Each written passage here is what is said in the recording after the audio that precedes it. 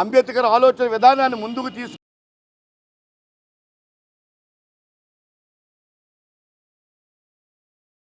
2001లో జరిగిన జనాభా ప్రాతిపదికన 17%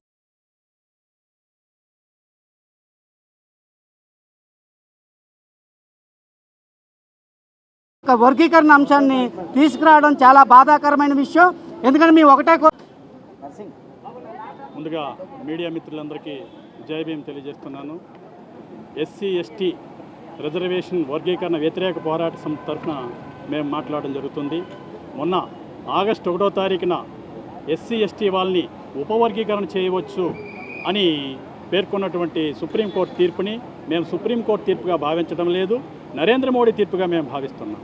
నరేంద్ర మోడీ వచ్చి గత 10 ఏళ్లలో వ్యవస్థలన్నింటినీ నిర్వీర్యం చేశారు. అందులో భాగంగానే న్యాయ వ్యవస్థను కూడా నిర్వీర్యం చేశారని మేము భావిస్తున్నాం. ఎందుకంటే గతంలో వచ్చినటువంటి రామ మందిరం తీర్పు కానీ, అలాగే మరి ట్రిపుల్ తలాక్ తీర్పు కానీ, అలాగే అయోధ్య తీర్పు కానీ, బాబ్రీ మసీద్ తీర్పు కానీ, ఇలాంటి తీర్పులన్నీ కూడా ఆయనకు అనుకూలంగానే వచ్చినాయి. కాబట్టి న్యాయ వ్యవస్థ నరేంద్ర మోడీ గారికి లొంగిపోయిందని చెప్పేసి మేము ఘంటాబద్ధంగా చెప్తున్నాం. అలాగే నరేంద్ర మోడీ గారు గత 10 ఏళ్లలో మతంతో విన్యాసం ఆడారు. ఆ మతం తాలూకు ముసుగు అనేది ఈరోజు ప్రజలు తెలుసుకున్నారు. ఆయన్ని మొన్న ఎన్నికల్లో తిరస్కరించారు. ఇక లాభం లేదు, మతాన్ని పట్టుకుంటే మనకు జరగదని చెప్పేసి ఈరోజు కులంతో విన్యాసం ఆడాలన్నటువంటి ఆలోచనకే ఆయన వచ్చారు. అందులో భాగంగానే ఎవరు అడగకుండానే ఎస్సీ రిజర్వేషన్ వర్గీకరణతో పాటు ఎస్టీ రిజర్వేషన్ వర్గీకరణ అనే అంశాన్ని కూడా లేవనెత్తాడు. అలాగే ఎస్సీ ఎస్టీలో క్రిమినల్ ఏరియా అన్నటువంటి ఒక అంశాన్ని ఎవరు కోర్టుకి వెళ్లకుండానే న్యాయవాదులు ఊరకనే దాని గురించి కూడా వాళ్ళ అభిప్రాయాలు చెప్పాయి. అంటే వీళ్ళు ఈ దేశంలో ఉన్నటువంటి ఎస్టీ ఎస్టీలతో వీళ్ళు ఆటలాడుకుంటున్నారు. గతంలో 130% మందిని మతంతో ఆడుకున్నారు, ఇప్పుడు 130% మందిని కులంతో ఆడుకుంటున్నారు. ఎందుకంటే వీళ్ళకి నిజంగా కరెక్ట్గా పరిపాలించినటువంటి అంశాలు లేవు కాబట్టి అటు మతాన్ని కులాన్ని వాడుకొని వాళ్ళ తాలూకు స్వార్థం కోసం, వాళ్ళు ఓట్లు రాబట్టుకోవడం కోసం ఇక్కడ ఈ జనాలతో వాళ్ళు విన్యాసాలు చేస్తున్నారు. దీన్ని మేము తీవ్రంగా ఖండిస్తున్నాం. ఖండించడమే కాకుండా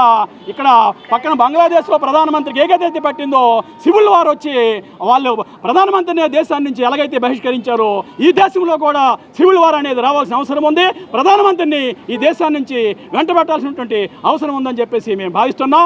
అలాగే ఇక రాష్ట్రాలకు వస్తే ఇటు చంద్రబాబు నాయుడు గారు కానివ్వండి, అటు రేవంత్ రెడ్డి గారు కానివ్వండి, వీళ్ళిద్దరూ అత్యంత వేగంగా మేము ఈ వర్గీకరణ అంశాన్ని అమలు జరుపుతామని చెప్పేసి విర్రవీగుతున్నారు. మీ దగ్గర ఏ డేటా ఉందని చెప్పేసి మీరు అమలు జరుపుతారు.